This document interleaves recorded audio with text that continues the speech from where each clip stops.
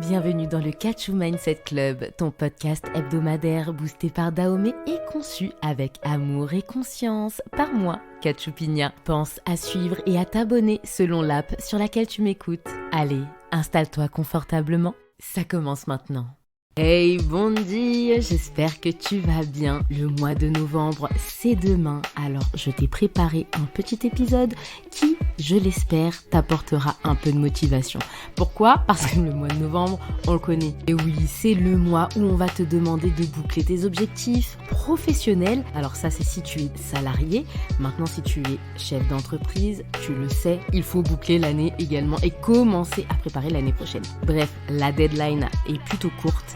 Et là, on va commencer à se mettre la pression ou on va nous mettre la pression. Même si tu as une vision du temps différente de ce qu'on essaye de t'imposer, concrètement, on va quand même te faire comprendre que c'est la fin d'année. Tu vas voir des films de Noël à partir du mois d'octobre parce que je pense que ça a déjà commencé, etc.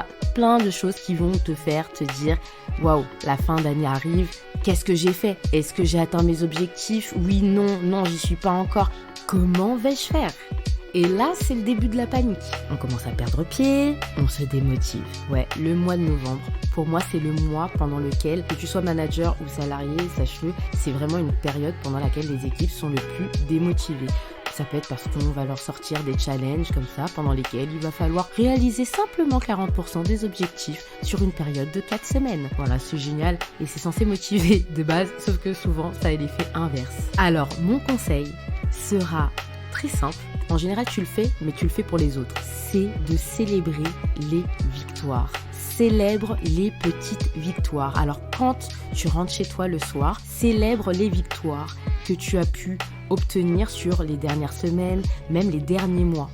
Essaye de faire déjà un premier bilan, à savoir où est-ce que tu en es à aujourd'hui. Parce que malheureusement, on a plutôt tendance à rester sur les échecs qui, pour moi, sont des expériences, mais souvent on reste dessus. Mais alors que les petites victoires, du coup, elles passent à la trappe. Et ça, c'est un petit peu comme ça qu'on nous a souvent éduqués. Ouais, parce que lorsque tu réussissais un contrôle, par exemple, on pouvait te dire c'est bien, mais oui, c'est normal, quoi. C'est normal que tu y arrives. Alors que non.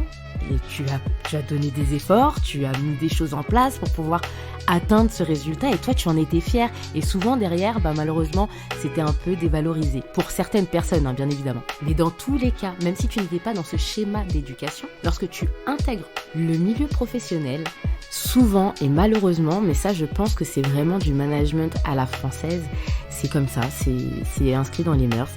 Lorsque tu réussis, on va te féliciter un peu, on va te dire oui c'est bien, et encore, en général, on va te dire mais c'est normal, ce sont tes objectifs. Alors je ne te dis pas de ne pas atteindre tes objectifs, Je te dis simplement qu'à un moment donné, il faut aussi apprécier et donner de la valeur à ce que tu as mis en place et aux victoires quotidiennes que tu as eues et que tu n'as pas forcément vues au final ou sur lesquelles tu n'es pas resté. C'est super important de le faire pour 3 raisons. La première, c'est que ça reconditionne ton cerveau en changeant ta façon de penser. Tu ne seras plus sur « je n'ai pas atteint mon objectif », mais « ok, mon objectif, je vais l'atteindre. Mais pour ce faire, là en attendant, j'ai quand même réalisé ça et ça. Waouh, c'est génial. La seconde, c'est que ça booste ta motivation.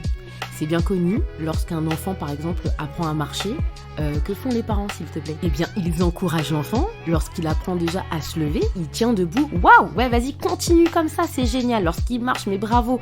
Bref, dans cet apprentissage, les parents célèbrent les petites victoires de leur enfant, ce qui les encourage à aller plus loin, à se donner à fond, etc., etc. Et le dernier point, c'est que ça augmente l'amour et l'estime de soi. Parce que si tu ne le fais pas en tant qu'adulte, ça veut dire que tu vas toujours attendre que ce soit quelqu'un d'autre qui te félicite et qui valorise ta victoire. Sauf que c'est bien sûr nous qu'il faut compter pour la motivation et pour ces choses-là. Si on commence à vraiment attendre que ce soit les autres qui le fassent, ça veut dire qu'on leur donne une clé de vie ou de mort, même sur notre mood au final. Alors que non, tu as ce qu'il faut en toi pour pouvoir te motiver au quotidien et surtout dans des périodes compliquées. Il te faudra juste apprécier les petites victoires. Et s'il le faut, écris-les. Voilà, donc du coup c'était mon tips. J'espère que ça t'aura aidé, partage le love, partage sur les réseaux, partage-le en commentaire. N'hésite pas à me dire ce que tu en as pensé. Sache que cet exercice-là, je le demandais à mes collaborateurs lorsque j'étais directrice d'une agence bancaire. Je ne les laissais pas partir de l'agence, surtout lorsqu'on était dans l'œil du cyclone, que c'était très compliqué pour tout le monde. Je ne les laissais pas partir sans qu'ils me donnent une victoire qu'ils pouvaient célébrer aujourd'hui, de la plus petite à la plus grande. Ça fonctionnait et c'est quelque chose vraiment que je peux recommander même aux managers. Je te donne rendez-vous dans 15 jours. N'hésite pas à activer la notification pour ne rien rater du Catch You Mindset Club. Passe une bonne semaine. Beijinho.